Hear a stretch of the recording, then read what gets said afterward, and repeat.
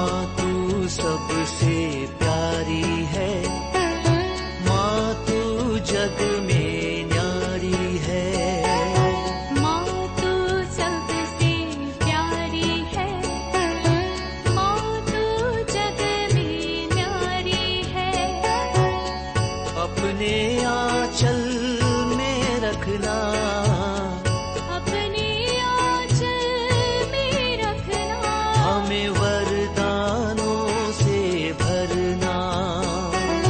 माँ तू सबसे प्यारी है, माँ तू जग में न्यारी है। माँ तू सबसे प्यारी है, माँ तू जग में न्यारी है। Mr. Rajan Samuel, a great missionary in Hindi heartland, first class with distinction.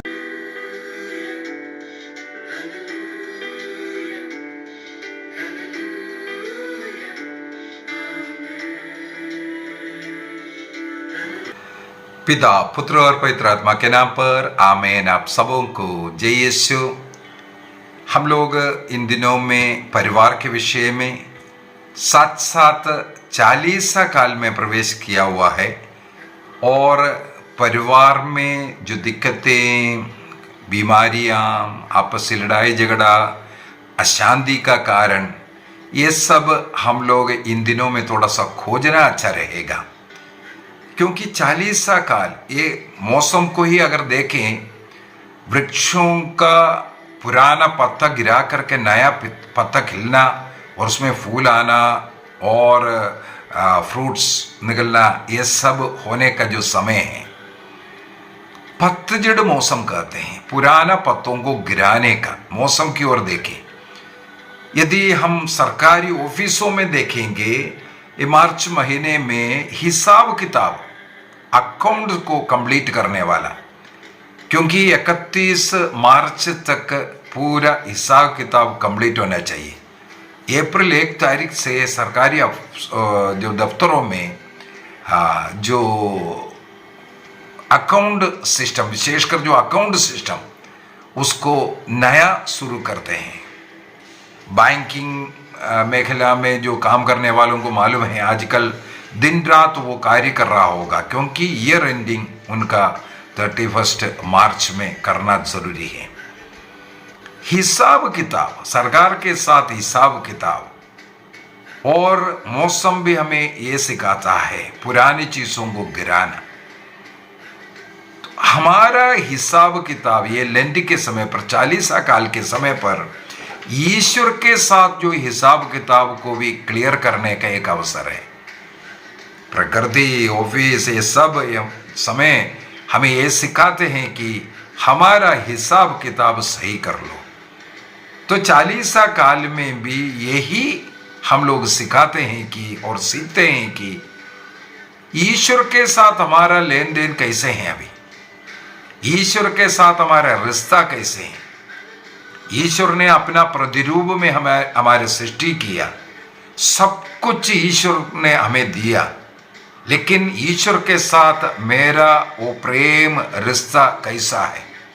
ईश्वर से, उस प्रेम रिश्ते से दूर होना, उसमें, उस प्रेम में कुछ कमियां पड़ना, उस प्रेम में पहले जितना गर्माहट होता था वो उसमें कमियां पड़ना, इसको ही पाप कहते हैं। ईश्वरीय प्रेम से दूर होना, ईश्वर के अनुभव का कमी, ये सब पाप की ओर हमें लेकर के जाता है। हमें मालूम है पाप मनुष्य के जीवन को नरक बना देता है। पाप अर्थात शैतान, अर्थात अंधकार की शक्ति मनुष्य के जीवन को नरक जैसे बनाता है। कोई सुख शांति नहीं, कोई खुशी नहीं, कोई मन में शांति नहीं, परिवार में शांति नहीं। कई लोग जीवन से दुखी है। पीछे का कारण अगर देखें तो वहां पर मिलेगा पाप। ईश्वर का अनुभव, ईश्वर में आनंद मनाना मुश्किल हो गया। प्रार्थना का कमी हो गया, चर्च नहीं जा रहा है, पाप स्वीकार नहीं कर रहा है, पाप में पड़ा हुआ है। कई ऐसे गुप्त पाप और कई ऐसा जो रोज करने वाला, जो आदत जैसे हो गया, ऐसा पाप भी हमारे जीवन को कष्ट देता है। बाइबल साक्षी है। एक वचन को मैं उठाना चाहूंगा, नबी इसहाक का ग्रंथ अध्याय 59 वाक्य 1 और 2 में, आइज़ाया चैप्टर 59 वर्स 1 और 2 में लिखा है, प्रभु का हाथ बचाने में समर्थ है, उनका कान बहरा नहीं हुआ है, वह सुन सकता है, किंतु तुम्हारे अधर्म ने तुमको ईश्वर से दूर किया, तुम्हारे पापों ने ईश्वर को तुमसे विमुख कर दिया है। ईश्वर को हमारा पाप विमुख कर रखा है। यदि हम लोग नबी इसहाकाई ग्रंथ अध्याय 1 को पढ़ेंगे, उसके अंदर और कठोर रीति से हम लोगों को बोल कर दे रहा है। अध्याय 1 वहां पर वाक्य 4 से मैं थोड़ा सा पढ़ता हूं। धिक्कार इस पापी राष्ट्र को, दोष से लदे हुए लोगों को, अपराधियों की संतति को, पथभ्रष्ट पुत्रों को। आपने प्रभु का परित्याग किया है, इस्राएल के परम पावन ईश्वर का तुमने तिरस्कार किया है, और ईश्वर को तुमने अपना पेट दिखाया है। ईश्वर से विमुख होकर के जा रहा है, दूर जा रहा है। प्रार्थना में कमी, भक्ति में कमी, चर्च जाने में, पाप स्वीकार में, ये सब में कमी पड़ना, इसका मतलब प्रभु को, ईश्वर को, तुम्हारे सृष्टिकर्ता को तुम पीठ दिखाई। अब आगे क्या कहते हैं, तुम विद्रोह करते रहते हो, तुम्हारे किस अंक पर और प्रहार किया जाए, तुम्हारा सारा शरीर घायल है। देखो पाप का परिणाम, तुम्हारा सारा शरीर घायल है, तुम्हारा हृदय टूट गया है, सिर से पैर तक कोई स्थान स्वस्थ नहीं रहा, केवल चोट, सांड, रक्त बहते घाव। उनका ना तो मवाद पोछा गया और ना उन पर पट्टी बांधी गई और ना तेल लगाया, कोई ट्रीटमेंट नहीं है, बोलता है। पाप का परिणाम है। इस प्रकार बहुत जगहों पर मिलेगा। आगे लिखा है, तुम्हारे देश उजाड़ पड़ा है, तुम्हारा धन जलाए गए हैं, विदेशी तुम्हारे सामने ही तुम्हारे फसलों को खाते हैं। विदेशी तुम्हारे फसलों को खाते हैं, मतलब समझते हैं क्या? हमारा जो कमाई, जो धन, ये सब विदेशी अंग्रेजी शराब पीने में हम लोग लौट रहा है, विदेशी हमारे पैसों को खा रहा है।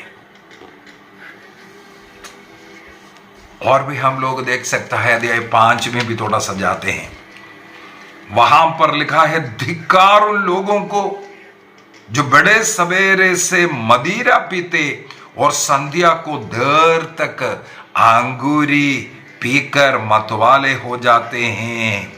वाक्य 20 में लिखा है, धिक्कार उन लोगों को जो बुराई को भलाई कहते हैं और भलाई को बुराई करते हैं। चर्च जाना उनको पसंद नहीं है, नशा कर कर पड़े रहना, नशे पीने में कोई गलती नहीं, दोस्ती करने में कोई नहीं। इस प्रकार का धिक्कार उन लोगों को जो अंगूरी पीने में बहादुर है और मदिरा का मिश्रण करने में चतुर है। धिक्कार उन लोगों को जो अपने को बुद्धिमान समझते हैं। धिक्कार उन लोगों को जो पाप को मानो कपट की डोरियों से और अपराध की मानो गाड़ी के रस्सों से अपनी ओर खींचते हैं। वाह, ऐसे बहुत लिखा हुआ हमें इस नबी इसहाक के ग्रंथ के अंदर ही मिलेगा। ऐसे लोगों को धिक्कार कहते हैं। पाप हमारा जीवन बर्बाद करता है। हम लोगों को मार्कुस का सुसमाचार अध्याय 2 के अंदर एक अर्धांग रोगी को 4 लोग लेकर के आ रहा है। उनका विश्वास देख करके उस अर्धांगिनी से प्रभु कहते हैं, बेटा तुम्हारा पाप क्षमा हो गया। देखो उसका उस बीमारी का कारण प्रभु कहते हैं तुम्हारा पाप है। यूहन्ना के सुसमाचार अध्याय 5 में भी हम लोगों को मिलेगा, वहां पर 38 वर्षों से कुंड के पास एक अर्धांग रोगी पड़ा हुआ था। क्रिस्त जाकर के उन्हें चंगाई दिया। इसके बाद हम लोग देखते हैं उन्हें मंदिर में मिल गया, अर्थात इसके बाद वो चर्च जाना, प्रार्थना करना शुरू किया। प्रभु से मिलने पर प्रभु ने उससे कहा, देखो तुम अब चंगाई प्राप्त किया। ध्यान रखना एक बात का, क्या कौन सी बात है? अब से ऐसा पाप ना करना, कहीं ऐसा ना हो इससे भी बड़ी मुसीबत तुम्हारे जीवन में आए, अर्थात पाप तुम्हारे जीवन में दुख, कष्ट, पीड़ा, मुसीबत, रोग सब कुछ लेकर के आएगा। इसीलिए पाप से दूर रहना बहुत ही जरूरी है। आदि पाप को देख लीजिए, उत्पत्ति ग्रंथ उसके अध्याय 3 के अंदर हमें मिलेगा, ईश्वर ने मनुष्य को आज्ञा दिया। मनुष्य ने शैतान के वश में पड़ करके आज्ञा भंग किया और मनुष्य उस पाप को छिपाने का प्रयत्न भी किया। एक तो पाप किया और उस पाप को छिपाने का प्रयत्न करना, तीसरा वो पाप दूसरे के ऊपर डालने के लिए प्रयत्न करना। इस कारण पाप का 1 दर्जन परिणाम उत्पत्ति ग्रंथ अध्याय 3 के अंदर उनके एक पाप में हम लोगों को मिलता है। तो हमारे पापों के कारण हमारा जीवन इस प्रकार कष्ट में, पीड़ा में, और केवल हम लोगों को नहीं, हमारे परिवार के अन्य लोगों को भी इसका असर पड़ता है, बच्चों पर इसका असर पड़ता है। इसलिए इस 40 काल में कलीसिया सिखाते हैं कि हमें इन पापों से थोड़ा दूर रहने की जरूरत है। यदि हम लोग कैथोलिक कलीसिया का धर्म शिक्षा ग्रंथ कैटेकिज्म ऑफ कैथोलिक चर्च 1849 से लेकर के आगे पढ़ते जाएंगे, 4950 में इस पाप के विषय में मुख्यतः 3 बातें बोल करके दे रहा है।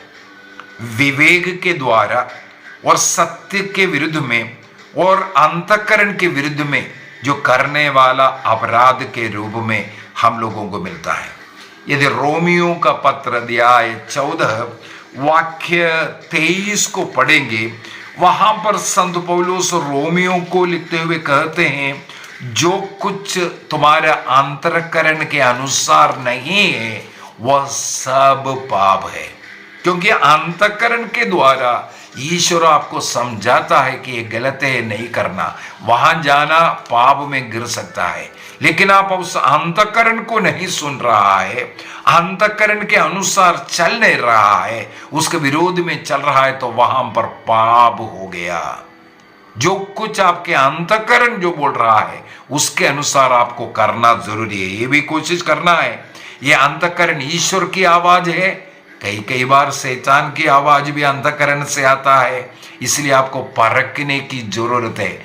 बाइबल को पढ़ना, बाइबल के नियम, ईश्वरीय नियम को पढ़ना, उसके साथ अंतःकरण की आवाज को मिला करके देखना, ये ईश्वर का आवाज है या शैतान का आवाज है। जो कुछ अंतःकरण के अनुसार नहीं है वो पाप है, वो सब कुछ पाप में आता है। दूसरा, यदि हम लोग याकूब का पत्र को पढ़ेंगे, याकूब का पत्र, वहां पर संत याकूब समझाते हैं कि अध्याय 4 वाक्य 17 में, अध्याय 4 वाक्य 17, वह यहां पर हम लोगों को मिला है जो पाप, एक तो अंतःकरण है और एक विवेक ज्ञान है। मालूम है आपको ये गलत है, ये सही है, ये गलत है, ये झूठ बोल रहा है, फिर भी आप इस प्रकार का कार्य करता है तो आप पाप करता है। याकूब इसी विषय को हम लोगों को समझाते हैं कि याकूब का पत्र अध्याय 4 वाक्य 17 में लिखा है, जो मनुष्य यह जानता है कि उसे क्या करना चाहिए किंतु नहीं करता, उससे पाप लगता है। उदाहरण के लिए प्रभु ने एक उदाहरण बोलकर के दिया लाजरस और उस धनी मनुष्य के विषय में। धनी मनुष्य ने देखा अपने घर के, उनके घर के चौखट पर एक गरीब कंगाल लाशर पड़ा है और इस धनी के पास में धन बहुत है, वो उस कंगाल व्यक्ति का मदद कर सकता है, भलाई जान रहा है, उनको ज्ञान है, इसके बावजूद भी उसने नहीं किया। वो ना करना उसको नरक लेकर के गया करके क्रिस्त ने ही उदाहरण तौर पर बताया। भलाई क्या है जान रहा है, लेकिन उस भलाई के अनुसार हम कर्म नहीं किया तो वो हमें नरक लेकर के जाएगा। हमारा जीवन, हमारा परिवार नरक के तुल्य हो जाएगा। अभी तीसरा ये बोला है आपको सत्य का, ट्रूथ के अनुसार, सत्य ईमानदारी के अनुसार जीवन जीना चाहिए। वो भी हम लोग याकूब का पत्र से ही उसका एक उदाहरण ले लेता हूं। याकूब का पत्र अध्याय 5 वाक्य 4 में, जेम्स चैप्टर 5 वर्स 4 में लिखा, मजदूरों ने आपके खेतों की फसल लुनी और आपने उन्हें मजदूरी नहीं दी, आप ईमानदार नहीं रहा। आपके जो लेन देन में आप ईमानदार नहीं हैं, चाहे आप मजदूरी देने में, चाहे ईश्वर को देने में, चाहे गरीब को देने में, चाहे अपने माता पिता के साथ हो, चाहे भाई बहनों के साथ हो, चाहे पड़ोसी के साथ, आप ईमानदार नहीं हैं, इसलिए आप पाप कर रहा है। इसका मतलब कैटेकिज्म ऑफ कैथोलिक चर्च 1849 एंड 50 के अंदर हमें ये बता करके दे रहा है 3 बातें, इसके अनुसार हम पाप करता है। यदि हम योहन का पहला पत्र अध्याय 4 वाक्य 3 और 4 को अगर हम पढ़ें, वहां पर भी इस प्रकार अध्याय 3 का वाक्य 4, 1 जॉन चैप्टर 3 वर्स 4 में लिखा है, जो पाप करता है वह ईश्वर की आज्ञा का भंग करता है, क्योंकि पाप तो आज्ञा का उल्लंघन है। ईश्वर ने या कलीसिया ने या देश ने या माता पिता ने आपको जो आज्ञा दिया, उस आज्ञा का उल्लंघन करना उसको पाप कहते हैं। केवल ईश्वर का ही नहीं, कलीसिया जो आज्ञा दिया है, या अपने घर से माता पिता ने जो आज्ञा दिया है, या देश का जो नियम है, उसको तोड़ना भी पाप है। इस प्रकार संत योहन अपना पहला पत्र अध्याय 3 वाक्य 4 में बताते हैं, आज्ञाओं का उल्लंघन पाप ही है। संत अगस्टिन बहुत ही सुंदर तरीके से कहते हैं, हम अपने वचन के द्वारा, कर्म के द्वारा और आग्रह के द्वारा शाश्वत ईश्वर के नियमों से या ईश्वर से दूर जाना या नियमों का विरोध करना, इसी को पाप कहते हैं। कैसे कैसे? हमारे शब्द के द्वारा, हमारे प्रवृत्ति के द्वारा, या हमारे इच्छा के द्वारा। केवल इच्छा हुआ है, उसके द्वारा भी हम पाप करते हैं। ईसा मसीह ने सिखाया, मत्ती के सुसमाचार अध्याय 5 वाक्य 27-28 में प्रभु ने कहा, तुमने सुना है कि व्यभिचार मत करो, लेकिन मैं तुमसे कहता हूं, यदि कोई व्यक्ति अपने हृदय में, अपने मन में किसी स्त्री पर नजर डालता है और इच्छा, उनके मन में एक इच्छा है, तो तुम अपने मन में उसके साथ व्यभिचार किया। इसका मतलब मन में इस प्रकार इच्छा आना वो भी पाप है करके क्रिस्त ने सिखाया। इस प्रकार का पाप क्यों? मन का हरेक पाप सबसे पहले जन्म लेता है हृदय में, अर्थात मन में। हरेक पाप, कोई भी पाप देख लो, सबसे पहले वो जन्म ले रहा है अपने हृदय में। इसके बाद वो प्रवृत्ति में जाता है। उदाहरण के लिए सामुएल का ग्रंथ में अध्याय 11 के अंदर हम लोग देख सकता है, वहां पर दाऊद ने एक स्त्री को नहाता हुआ देखा। दिखना पाप नहीं होता है, दिखना पाप नहीं होता, लेकिन देखना पाप होता है। दिखना और देखने में फर्क होता है। देखने में आपका अनुमति चाहिए, आपके अनुमति के द्वारा आप उसको देख रहा है, इसलिए उसके मन में पाप विचार उत्पन्न हुआ। उसने पता किया वो कौन स्त्री है, उसको बुलवाया, शादीशुदा उनका ही पलटन का एक सिपाही का पत्नी है, उनके साथ व्यभिचार करना, और वो गर्भवती होती है, इस कारण उसको छिपाने के लिए उनके पति का हत्या करवाना, और इस प्रकार का पाप पर पाप करने के पीछे का कारण है दाऊद ने स्त्री को नहाता हुआ देखा। इसका मतलब देख करके पाप किया, वो पाप बढ़ करके उनके जीवन में उस बच्चा का मृत्यु का कारण बना, और उनके घर में भी इस कारण अनेकों विपत्तियां होने का कारण बना। इसलिए पाप को जानना, पाप को स्वीकार करना, पाप को हमेशा के लिए छोड़ना, ये बहुत ही जरूरी बात है। यदि हम इस पाप के विषय में, इसका परिणाम के विषय में थोड़ा सा मनन चिंतन करें तो हमें पता चलता है हमारे जीवन के अनेकों संकटों का, अनेकों ब्लॉक हमारे जीवन में उन्नति नहीं हो रहा है, कई कार्य नहीं हो पा रहा है। इसके पीछे का सब कारण कुछ न कुछ इस प्रकार छिपा हुआ पाप और बार बार करने वाला पाप, ईश्वर से विमुख होकर के जीवन जी रहा है, ये सब कारण हमें मिलता है।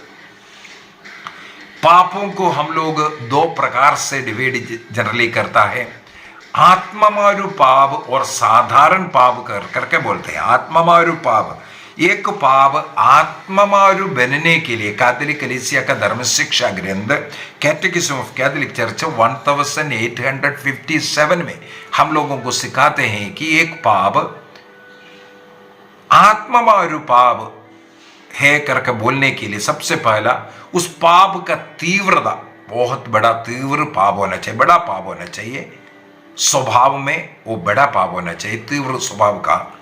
इसके बाद दूसरा, उस व्यक्ति को मालूम होना चाहिए ये पाप है, उसको उसके विषय में ज्ञान होना चाहिए। तीसरा, उसकी सहमति से वो पाप होना है। उदाहरण के लिए किसी के साथ अगर बलात्कार हो रहा है, बहुत परिश्रम कर रहा है उससे बचने के लिए, उनकी सहमति नहीं है उसके साथ जो बलात्कार हुआ, मतलब उसने व्यभिचार किया करके हम नहीं बोल सकता वो आत्ममारु, हाँ पाप जरूर है, लेकिन वो आत्ममारु पाप कभी नहीं बन सकता क्योंकि उनकी सहमति नहीं था। या एक पागल व्यक्ति कुछ किसी को पत्थर उठा करके मार डाल गया, उनका सद्बुद्धि नहीं है, इस कारण इस प्रकार हम लोग को देखना, एक पाप को आत्ममारु पाप है ये बोलने के लिए सबसे पहले तीव्र स्वभाव का होना चाहिए, दूसरा उसको ज्ञान होना चाहिए गलत है, तीसरा उसकी सहमति से होना चाहिए। ऐसा पाप जो हम करते हैं उसका बहुत बुरा असर हमारे जीवन में होता है। डायरेक्ट असर ये है, नरक दंड के योग्य बन गया, डायरेक्ट ईश्वर से अलग होकर के नरक में गिरने का, ईश्वर का से हम लोगों का जो रिश्ता है, संबंध है, उसको तोड़ करके नरक शैतान से संबंध रखना, यही आत्ममारु पाप का पहला परिणाम उसी से हुआ रहा है। दूसरा, वो व्यक्ति कलीसिया से ऑटोमेटिकली एक्सकम्युनिकेट हो गया, उसको कोई पुरोहित बिशप बोलने की जरूरत नहीं है। इस पाप किया, ऐसा आत्ममारु पाप किया, उसी के द्वारा कई ऐसा पाप है विशेष पाप, उसमें ऑटोमेटिक एक्सकम्युनिकेट भी होता है। उसमें वापस आने के एक ही तरीका है, तुरंत पश्चाताप करना, अब से ऐसा गलती ना करने का निर्णय करना और अच्छा पाप स्वीकार कर कलीसिया से, क्रिस्त से वापस जुड़ना। क्योंकि उस बड़ा पाप, आत्ममारु पाप से बढ़कर के ईश्वर की करुणा, ईसा मसीह ने क्रूस बलि के द्वारा जो हम लोगों के लिए कमा करके दिया, वो करुणा, वो हमारे पाप से भी श्रेष्ठ होने के कारण हम लोगों को ये बोल सकता है, ये पाप से मुक्ति मिल सकता है, चाहे पाप कितना भी बड़ा क्यों ना हो। नबी यशायाह का ग्रंथ अध्याय 1 वाक्य 18 में लिखा है, तुम्हारा पाप सिंदूर की तरह लाल क्यों ना हो, हिम की तरह उज्जवल क्यों ना हो। देखो, पाप सिंदूर की तरह लाल है, किरमिच की तरह मटमैला है, वहां पर बोल रहा है वो ऊन की तरह स्वेद किया जाएगा, हिम की तरह उज्जवल किया जाएगा। तो ईश्वर की दया करुणा हमारे पाप के कठोरता से बढ़ करके होता है। अभी साधारण पाप या वेनियल सिन जिसे कहते हैं, जो छोटा पाप हम लोग कहते हैं, क्योंकि उसका जो रीजन है, वो सब उसका तीव्रता है, वो सब थोड़ा हल्का रहने के कारण कैथोलिक कलीसिया का धर्म शिक्षा ग्रंथ कैटेकिज्म ऑफ कैथोलिक चर्च 1863 में इस प्रकार के पाप के विषय में बताते हैं। उसके लिए भी हमें पश्चाताप करना है, दोबारा पाप ऐसा ना करने का निर्णय करना है, और एक पाप स्वीकार के द्वारा उससे भी हमें मुक्ति मिलता है। अभी पाप का परिणाम को अगर हम थोड़ा सा देखें, सबसे पहले स्पिरिचुअल कॉन्सिक्वेंसेस, आध्यात्मिक परिणाम क्या क्या है। इसमें सबसे पहले ऐसा पाप, कोई भी पाप हो, वो पाप हम लोगों को ईश्वरीय उस पवित्रता से हमें दूर करता है। इसी को ही हम लोग मृत्यु कहते हैं। एक वृक्ष से अगर उसका टहनी जुड़ा हुआ नहीं है, वो सूख जाता है। अगर कोई भी टहनी वृक्ष में सूखा हुआ दिख रहा है, हम लोगों को बाहर से दिखता है चमड़ा, मतलब उसमें जुड़ा हुआ, लेकिन जो खाद्य पदार्थ, जो अन्न, जो जल उस टहनी में जो आना चाहिए, वो ना आने के कारण उसमें कहीं ब्लॉकेज आ गया, इस कारण वो टहनी सूख जाता है। उसी प्रकार बपतिस्मा प्राप्त कर क्रिस्तीय जरूर बुलाता है, लेकिन क्रिस्त के साथ जो रिश्ता, जो ईश्वरीय कृपा अनुग्रह बहने वाला वो रिश्ता को पाप ने ब्लॉक किया, उस कारण हम लोगों का ईश्वरीय कृपा, वो पवित्रता, उससे हम वंचित रह जाते हैं, और हमारी आत्मा इसके कारण सबसे पहले मर जाता है। आत्मिक मृत्यु इसे कहते हैं। दूसरी बात हम लोगों को उदाहरण देख सकता है, ईश्वर ने आदम और हेवा के वो ये वार्निंग दिया था, तुम इस वृक्ष का फल नहीं खाओगे, अगर खाएगा तो मर जाओगे करके बोला। शैतान ने बोला नहीं मरेगा। खा करके देखा, वे लोग शारीरिक रूप से वहां जिंदा था, लेकिन हमें उनका आत्मिक जीवनचर्या देख करके पता चलता है वो आत्मिक मृत्यु उनका हुआ था। इसलिए कैटेकिज्म ऑफ कैथोलिक चर्च 1861 में 1861 के अंदर सिखाते हैं कि इस प्रकार का पाप का सबसे पहला परिणाम है आत्मिक मृत्यु, क्योंकि ईश्वर का वो कृपादान, आशीष, वो पवित्रता से हम लोग दूर होने के कारण। सेकंड कारण भी यही है, जैसे हम लोग यशायाह का ग्रंथ अध्याय 59 वाक्य 2 को पढ़ा था, तुम्हारा पाप ने, तुम्हारा अधर्म ने ईश्वर से तुम्हें विमुख कर दिया, दूर कर दिया। पाप का अगला परिणाम यही है, ईश्वर के साथ जो प्रेम रिश्ता था, जो रिलेशन था, उससे हमें सेपरेट होना, अलग होना पड़ता है। उसका मतलब एक और हो गया, तीसरा पॉइंट ये हो गया, इस कारण ईश्वर से अलग होने का मतलब है स्वर्ग नष्ट हो गया। पापी लोग इसलिए स्वर्ग में प्रवेश नहीं करेगा करके हम लोगों को सिखाते हैं। पहला कुरिन्थियंस अध्याय 6 वाक्य 9 और 10 के अंदर साफ साफ लिखा हुआ है, ऐसे पाप करने वाले लोग स्वर्ग में प्रवेश नहीं करेगा। इसका मतलब तीसरा बहुत बड़ा एक परिणाम है, हमें स्वर्ग राज्य नष्ट होता है। चौथा, योहन के सुसमाचार के अंदर ईसा मसीह स्वयं सिखाता है, योहन का सुसमाचार अध्याय 8:34 में जो पाप करता है उस पाप का गुलाम दास बन जाता है, अर्थात उसी पाप में हम लोग फिर से गिरना शुरू हो जाएगा। शैतान का गुलाम बनकर के हम रह रहा है, क्योंकि ईश्वर से हमारा रिश्ता कट गया, स्वर्ग राज्य नष्ट हुआ, हमारा और ज्यादा बर्बादी फिर से होना शुरू हो जाएगा। पाप का दास गुलामी में हम धीरे धीरे जाता रहेगा।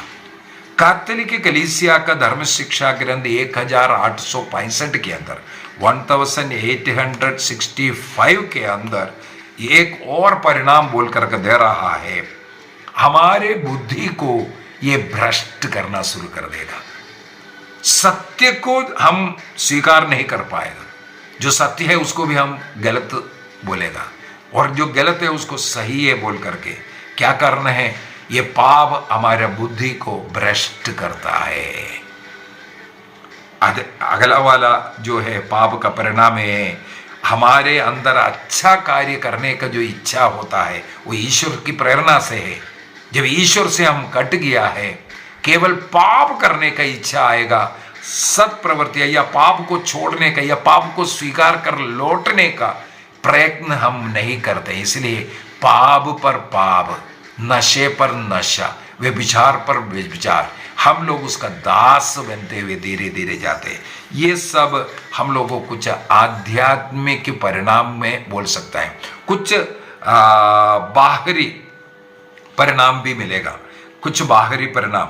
उसमें से सबसे पहले पाप का वेदन मृत्यु है। रोमियो का पत्र दिया है 6:23 में पढ़ते हैं, पाप का वेदन मृत्यु है। एक आत्मिक मृत्यु तुरंत हो रहा है, इसके बाद उस कारण हम लोगों का शारीरिक पीड़ाएं, रोग, ये सब आकर के धीरे धीरे हमारा शारीरिक मृत्यु भी हो सकता है।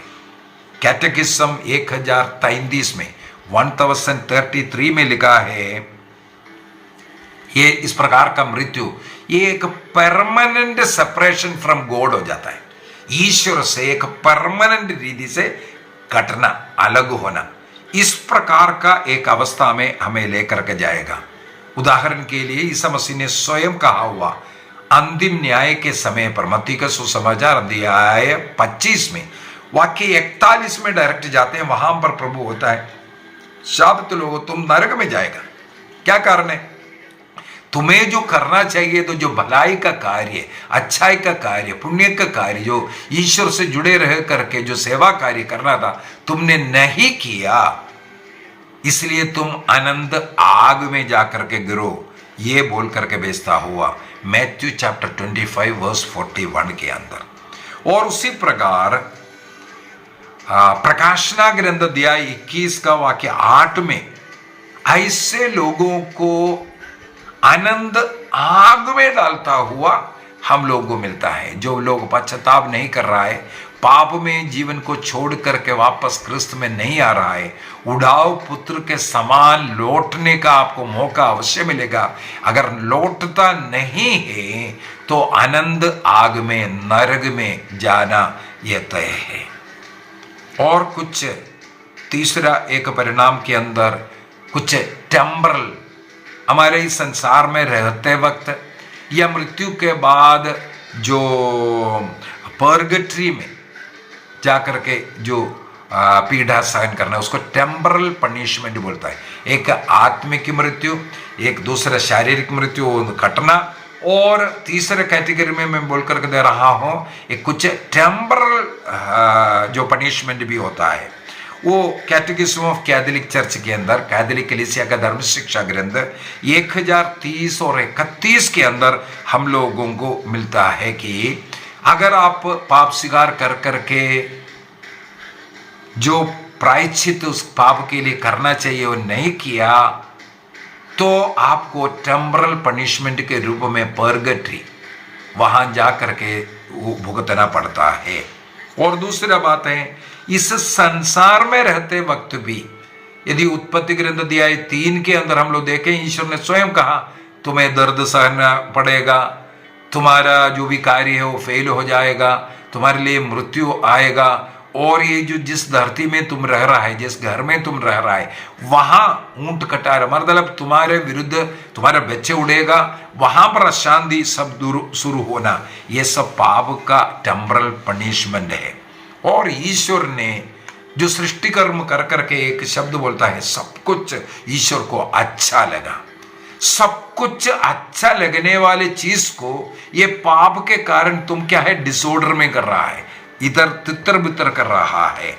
रोमियो का पत्र दिया है 8 वाक्य 20 से 22 तक अगर पढ़े, वहां पर इसके विषय में लिखा हुआ है। ईश्वर ने जिस सृष्टि किया है उसको तुम उस रीति से ने अलग रीति से उसको खराब करने का कार्य। और रोमियो का पत्र दिया है 5 वार में इस कारण आपका शारीरिक मृत्यु अर्थात आप ईश्वर से कट गया और उस स्वर्ग राज्य का आनंद जीवन से भी आप कट जाएगा धीरे धीरे। इसलिए हमें क्या करना चाहिए, अपने पापों को तुरंत पश्चाताप कर पाप मुक्ति प्राप्त कर करके एक अच्छा जीवन जीने की जरूरत है। जैसे बारूक का ग्रंथ अध्याय 4 वाक्य 28 में हम लोग पढ़ते हैं, बारूक चैप्टर 4:28 में, तुमने पहले मुझसे दूर जाने के विषय में सोचा था, लेकिन अब 10 गुना और तुम्हें शक्ति लगा करके वापस लौटने का चेष्टा करना है। जितना आप इच्छा के साथ ईश्वर से दूर हो रहा था, दुनिया की ओर जा रहा था, दुनिया की खुशी में जा रहा था, पाप की ओर जा रहा था, अब तुम लौटने का चेष्टा करो। कितना? 10 गुना और शक्ति लगा करके। जितना स्पीड में तुम जा रहा था, दूर जा रहा था, 10 गुना और अधिक स्पीड लगाओ रिटर्न होने का, अर्थात तुरंत पाप स्वीकार कर प्रभु से क्षमा मांगो। प्रभु करुणामय दयालु ईश्वर है। हमारा पाप सिंदूर की तरह लाल क्यों ना हो, किरमिच की तरह मटमेला क्यों ना हो, उसको ईश्वर ऊन की तरह श्वेत करेगा। हमें उस पाप से पूर्ण रूप से मुक्ति प्रदान करेगा। वो करुणामय दयालु ईश्वर है। अभी ये पाप हमारे समुदाय में, हमारे घर में भी कुछ प्रॉब्लम देता है। सोशल कॉन्सिक्वेंसेस कहते हैं। हम जिस समुदाय में रहते हैं, एक व्यक्ति का पाप में जीवन उस समुदाय को भी कीचड़ बना सकता है। कैटेकिज्म ऑफ कैथोलिक चर्च के अंदर इसके विषय में भी वर्णन किया हुआ है। 1869 के अंदर 1869 के अंदर वो जो सोशल जो लाइफ है उसके अंदर, उस कम्युनिटी लाइफ के अंदर भी दूरियां, प्रॉब्लम्स क्रिएट करना शुरू करेगा। और एक व्यक्ति जो बुरा जीवन जी रहा है उसको देख करके अनेकों ऐसे लोग, एक लड़का अगर एक मोबाइल फोन के अंदर गलत वीडियोस देख रहा है, उसको देख करके अन्य अनेकों लोग उसी साइट में जा करके ऐसे देखना शुरू करेगा। एक व्यक्ति शराब पी रहा है, उसकी ओर आकर्षित होकर के, उस पाप की ओर आकर्षित होकर के अनेकों लोग। तो एक व्यक्ति एक कम्युनिटी के अंदर इस प्रकार का कार्य करे, उसमें डिसऑर्डर दूसरा अन्य लोगों के लिए सब बुराई करने के लिए। मत्ती का सुसमाचार अध्याय 18 वाक्य 6 और 7 के अंदर प्रभु ने कहा, दूसरों का पाप का कारण बनने से अच्छा अपने जो गर्दन में चक्की का पाट बांध कर पानी में डूब जाओ, मरना अच्छा है। क्या कारण है? दूसरों के लिए तुम पाप का कारण भी बन सकता है। सोशल कॉन्सिक्वेंस इसे कहते हैं। इसके बाद पारिवारिक जीवन में जो रिश्ता, एक व्यक्ति घर में विनाश करने वाला है, उसके कारण वो रिश्ता, वो परिवार का जो खुशी आनंद, ये सब नष्ट कर देगा। उस परिवार में कोई शांति नहीं। हाँ, लोग जी रहा है, मुर्दों जैसे जी रहा है, रोबोट जैसे ने लोगों जी रहा है। एक व्यक्ति के गलती के कारण, उस व्यक्ति का जीवन के कारण परिवार का खुशी समाप्त करता है। और घर का जो रिश्ता है, पति पत्नी के बीच में, बच्चे माता पिता के बीच में, सास ससुर बहू के बीच में, जो भी है, ऐसा रिश्ता को वो तोड़ता है। इसके बाद अगला एक और है, समाज के इनजस्टिस, अन्याय करना शुरू करेगा। एक व्यक्ति दूसरे व्यक्ति के ऊपर अन्याय भी इस पाप का परिणाम में हो सकता है। इसलिए हम लोगों को पाप से दूर रहना, पाप के इन परिणामों को देख करके मैं 4 प्रकार का परिणाम बोल करके दिया। सबसे पहले बोला था आत्मिक परिणाम होगा, दूसरा बोला था हमारे लिए जो शारीरिक और आनंद जीवन का जो परिणाम, जो स्वर्ग राज्य में प्रवेश ना होना, ऐसा वाला जो मृत्यु वाला। इसके बाद मैंने बोला था कुछ टेम्परल पनिशमेंट इस संसार में रहते वक्त या पर्गट्री में जा करके, और चौथा में बोल करके दिया था सोशली, जिस कम्युनिटी में हम रहते हैं, जिस घर में हम रहते हैं, वहां पर भी ये प्रॉब्लम। बाइबल के अंदर अनेकों उदाहरण, आदम और हेवा का देखो, उनको जिस पैराडाइज में रखा हुआ था उस जगह उनको नष्ट हुआ, उनके पाप के कारण मृत्यु आया, एक दूसरे के विरुद्ध में बोलना शुरू किया। इस प्रकार का पाप का परिणाम वहां मिलेगा। अगला उनका पुत्र ऐसा पाप, ऐसा गलती करना शुरू किया। और काइन के जीवन में भी देखो, उसने अपने भाई की हत्या करने के कारण उसका भी खुशी सब नष्ट हुआ। प्रभु आकर बोल रहा तुम्हारा चेहरा क्यों उतरा हुआ है, देखो उसका खुशी नष्ट हुआ। पाप एक मनुष्य को उनका खुशी और शांति को नष्ट करता है, इसलिए पाप से हमें दूर रहना जरूरी है। जैसे उदाहरण, एक और उदाहरण मैंने बोला था दाऊद का, सामुएल का दूसरा ग्रंथ अध्याय 11 के अंदर दाऊद ने जो व्यभिचार जैसा पाप, हत्या जैसा पाप किया, इस कारण आगे का जीवन महाराजा दाऊद का किस प्रकार नरक तुल्य बन गया था। उनके घर में, उनके बच्चों के बीच में, ये सब इन पाप का परिणाम है। ईसा मसीह ने लूकस के सुसमाचार अध्याय 16 के अंदर लाजरस का और धनी मनुष्य के विषय में बोला था। वो पाप उस धनी मनुष्य को नरक लेकर के जाने का कारण बन गया। एक और उदाहरण नए विधान से हम लोग ले सकते हैं, यूदस का जीवन देखो। यूदस ईसा मसीह के साथ चल करके वो चोर था, चोरी करता था, थोड़ा थोड़ा सा उठाता था, हल्का सा कुछ वैसा अलग रखने वाला था। और वहां पर हम लोग देख रहा है उसका मृत्यु का कारण वो बन रहा है, मृत्यु का कारण पैसा का लालची। इसी प्रकार है प्रेरित अध्याय 5 के अंदर अननियास और सफीरा, उनका मृत्यु का भी कारण यही है, पैसे के प्रति थोड़ा सा लालच, ये उनका मृत्यु का कारण। इस प्रकार अनेकों उदाहरण हमें बाइबल से ही मिलेगा। हमारे चर्च फादर्स संत जॉन क्रिसोस्टम कहते हैं पाप हमारी आत्मा को नष्ट करता है, अन्य कोई चीज आत्मा को इस प्रकार नष्ट नहीं करता जो पाप करता है।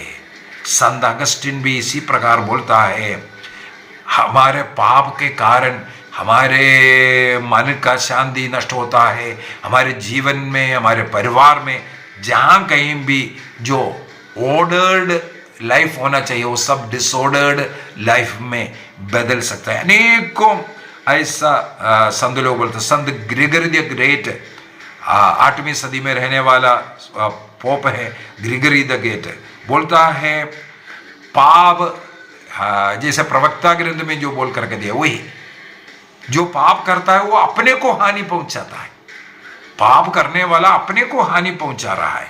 इस प्रकार का बहुत बातें हम लोगों को पढ़ने के लिए मिलता है। तो पाप से, पाप के अवसरों से हमें दूर भागने की जरूरत है। प्रवक्ता ग्रंथ अध्याय 21 वाक्य 2 और 3 में लिखा है, सांप के सामने की तरह पाप से दूर भागना। जीवन में पाप करने का बहुत अवसर सबों को मिलता है, लेकिन हमें एक निर्णय करना है, मैं पाप कर मेरी आत्मा को, मेरे जीवन को बर्बाद नहीं करूंगा। पाप से दूर रहने के लिए एकमात्र सबसे उत्तम तरीके में बोल करके देता हूं, ईश्वर से जुड़ जाए। प्रार्थना, भक्ति, मिस्सा, बलिदान और बार बार पाप स्वीकार करते हुए कम से कम महीने में 1 बार पाप स्वीकार कर, इस प्रकार आप अपने जीवन में शांति ला सकता है। एक निर्णय करने की जरूरत है, मैं चाहे मर जाए ईमानदारी का जीवन जीऊंगा, पवित्रता का जीवन जीऊंगा। पाप के पास भी जैसे जोसेफ पोतीफर की पत्नी को छोड़कर भागा, सांप की तरह उससे भागा, उसको उसके जीवन में आगे हम लोग देख सकता है, वो उस मिस्र देश का गवर्नर बन गया। तो हमें इस प्रकार पाप से दूर जाने का पाप को टाटा अलविदा करने का बहुत ही जरूरी बात है। इसलिए रोज अपने अंतःकरण की जांच करना, जो गलती किया, जो पाप किया, उसके लिए माफी मांगना और पाप स्वीकार करना। कम से कम महीने में एक बार पाप स्वीकार करने का निर्णय करो। कैटेकिज्म ऑफ कैथोलिक चर्च के अंदर 1431 के अंदर 1431 याद रखो।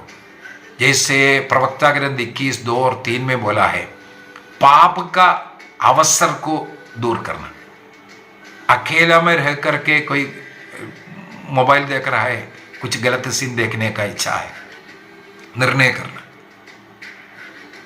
अपने परिवार वालों से दूर रह करके दोस्तों से बात करना, इसका मतलब उसके अंदर कोई पाप है।